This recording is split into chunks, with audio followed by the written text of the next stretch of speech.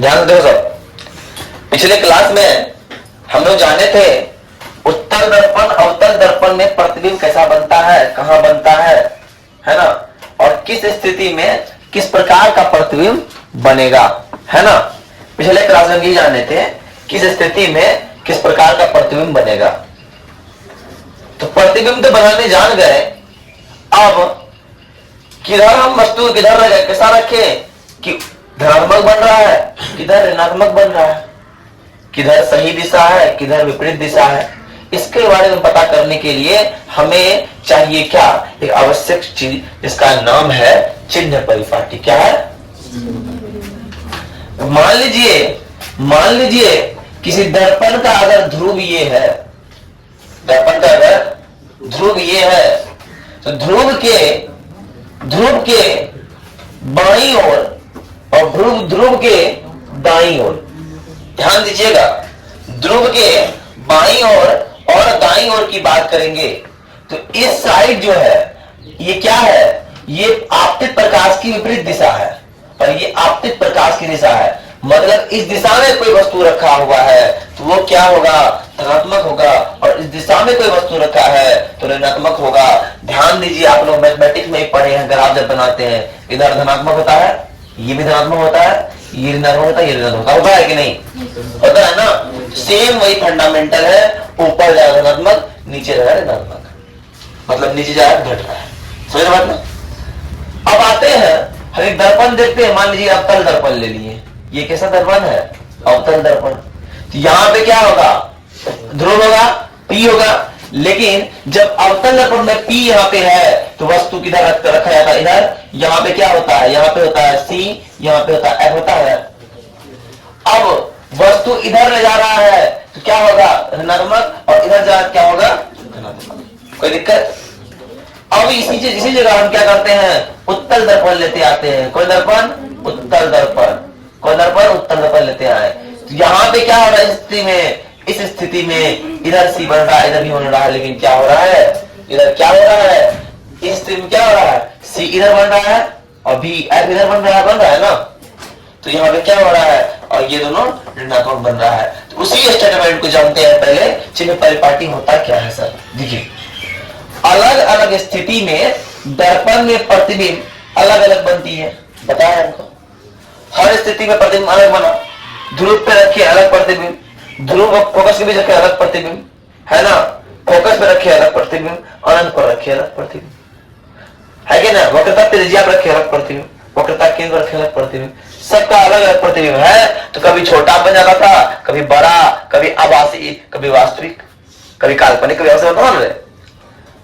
तो प्रतिबिंब की प्रकृति सही जानने के लिए धनात्मक अथवा ऋणात्मक चिन्ह की आवश्यकता होती है।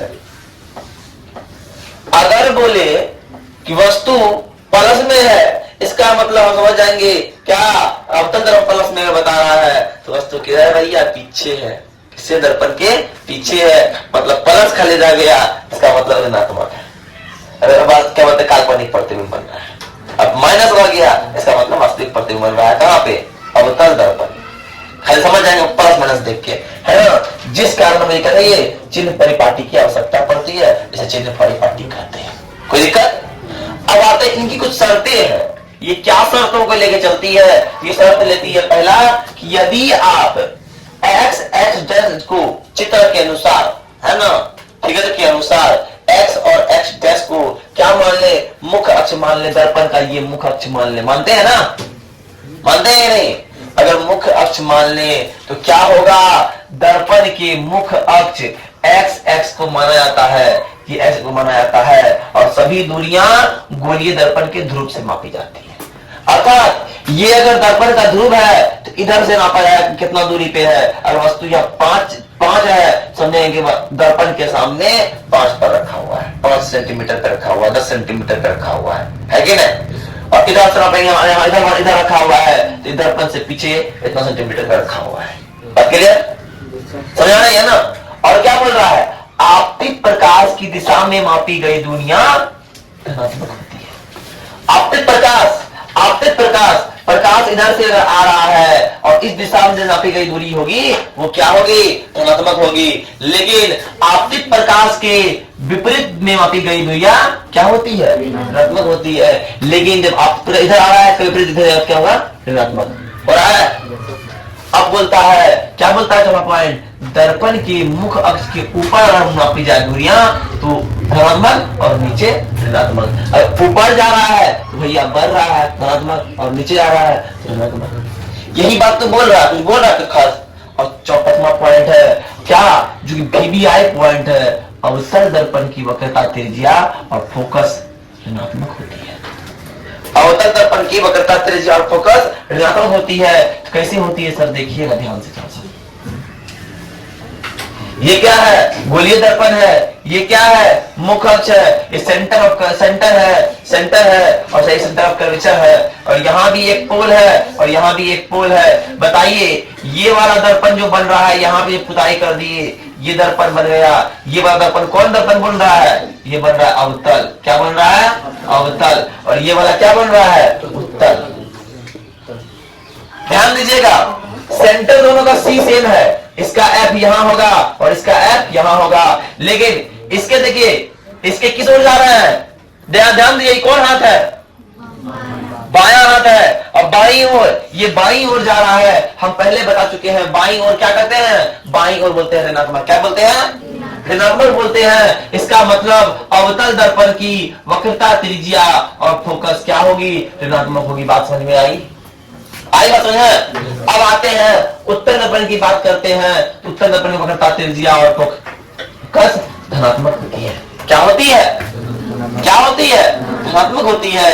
अगर बोला जाए ध्यान से समझना, अगर बोला जाए कि क्या बोला जाए कि वक्रता त्रिज्या फोकस धनात्मक है, इसका मतलब समझ जाएंगे वो कौन दर्पण है, वो उत्तर दर्पण है। कौन दर्पण है, और ऋणात्मक है तो वो कौन दर्पण है, अवतल दर्पण है। ध्यान दीजिए, यहां अगर पोल है ये उत्तर दर्पण का, तो फोकस किधर है, इधर है।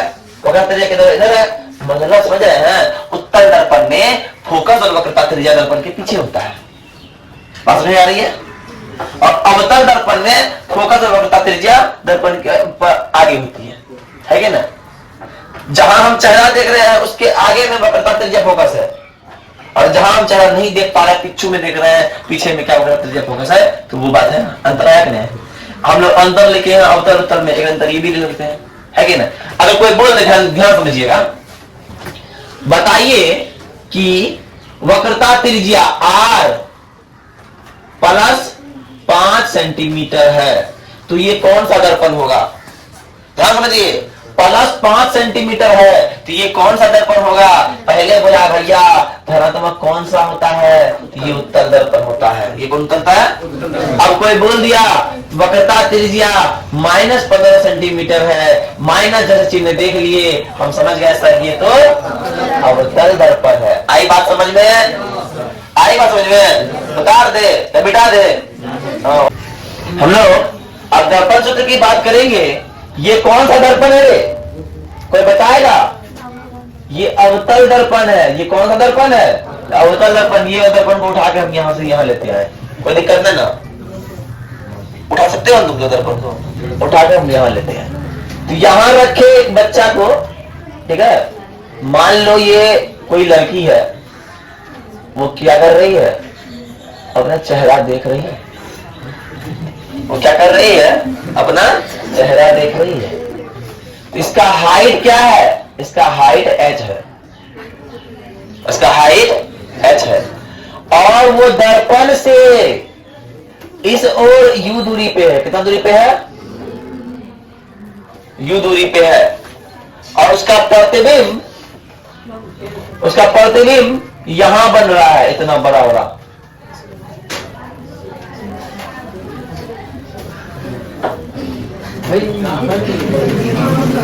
है कि नहीं, ध्यान समझो। इसका प्रतिबिंब यहां बन रहा है और इसका ऊंचाई अंतर कितना है, h डैश है। और ये दर्पण से इधर भी दूरी पे है। देखो कितना तगड़ा बन गया। आईना में पहले इतने जगह था और आईना में देखा इतना बड़का दिखने लगा, है कि ना? अरे चुप कौन रे, बोल कर रहा है रे? अरे बोलो मत जी। आई बात समझ में? तो ये क्या हो गया, मतलब बात यहां समझ में क्या है जानते हो? मेरा बात समझ में, देखो ये भी बोलना चालू कर दिया। चलो बात, मतलब बात समझ में ये आया कि अगर दर्पण से वस्तु को कहीं रखा जाए तो वस्तु जितनी दूरी पे होगा उसको क्या बोलेंगे? वस्तु दूरी बोलेंगे। क्या बोलेंगे? और सभी दूरी मापी जाती है कहां से? तो ध्रुव से। कहां मापी जाती है? ध्रुव से। अब मेरा भाई का नाम ध्रुव, भाई ध्रुव तो रह जाओ। अरे ध्रुव मतलब पोल, समझा? इसको बोलते हैं वस्तु दूरी। क्या बोलते हैं? वस्तु दूरी। अब बात ऐसा है ना भैया कि दर्पण से जितनी दूरी पर प्रतिबिंब बनेगा उसको बोलेंगे प्रतिबिंब दूरी। क्या बोलेंगे? प्रतिबिंब दूरी। और इसीलिए दर्पण सूत्र क्या होता है, ध्यान से देखना। दर्पण सूत्र होता है 1/f बराबर 1/u प्लस 1/, आई बात समझ में? दर्पण सूत्र होता है 1/u प्लस 1/v बराबर 1/f बराबर 1/f। चाहे 1/f आगे दो या पीछे दो, बात बराबर है। तो ऐसे दर्पण सूत्र 2 नंबर में आता है। दर्पण सूत्र क्या है? तो ये सूत्र लिख देना, उसके बाद लिखना u बराबर वस्तु दूरी और v बराबर प्रतिबिंब दूरी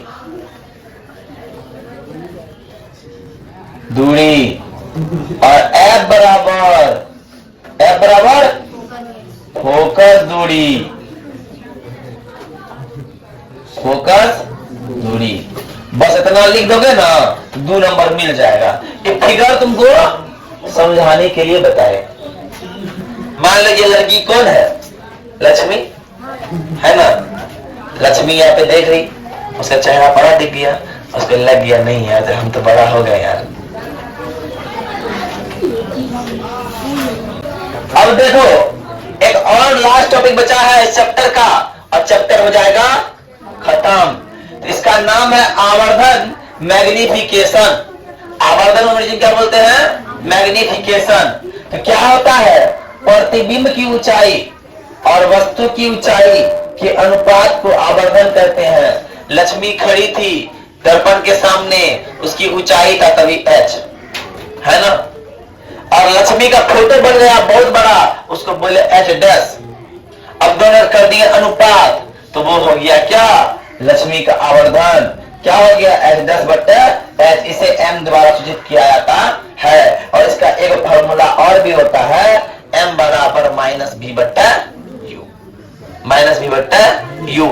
कल जो है कुछ न्यूमेरिकल इसमें करवाएंगे, जो मैथमेटिक्स टाइप का सवाल आता है वो कल बताएंगे। उसके बाद हमारा ये चैप्टर पूर्ण रूप से समाप्त हो जाएगा। उसके बाद हम लोग अब तो और क्या बोलेंगे? अपवर्तन की ओर बढ़ेंगे। हम लोग परावर्तन पढ़ रहे थे। क्या पढ़ रहे थे? प्रकाश का परावर्तन। परावर्तन में क्या हुआ? प्रकाश की किरण आई, टकराई और टकराकर, लेकिन जब अपवर्तन होगा प्रकाश की किरण आएगी और न टकराएगी, वो चीरते फाड़ते चले जाएगी उस पार। अच्छा चीरे फाड़ेगी इधर उधर भटकने का जाए थोड़ा बहुत होगा ना, है कि ना? इसलिए रे रौनक सब परेशान काहे करता है रे? देखो रौनक सब परेशान कर रहा है, कोई दिक्कत नहीं।